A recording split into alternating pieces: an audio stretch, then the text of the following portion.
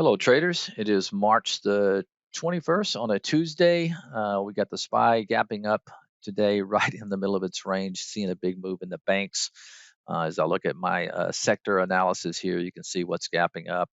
Uh, so TAN's actually doing okay today. Might want to keep an eye on First Solar. I forgot to add that to my list, but what's First Solar?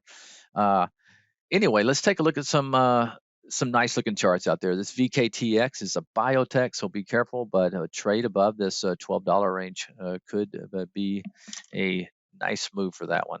Now it's come a long ways, but still the momentum is to the upside. And see how that pans out there. Another one here is Path earnings 3 days ago. So you've had 3 days of pullback and a nice bounce, bottoming tail off this support level, going back to 16. Looking for a reversal back above 17 in path.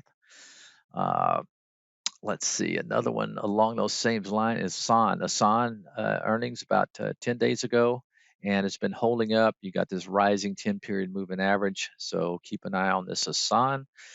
A few others here. Let's take a look at SPNT. SPNT is a little bit of volume coming in over the last 4 trading days, and earnings was back over here. So keep an eye on this one above 750. Just put your alert in there and watch it and see what it looks like going through. Look for volume when they go through those prices.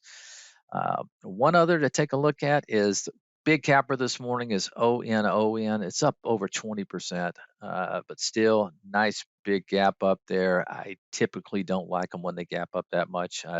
What I've been seeing lately is most of them will sell off, but one to keep an eye on nonetheless. All right, that's it for today. I'll talk to you guys tomorrow. Keep it tight. Bye-bye.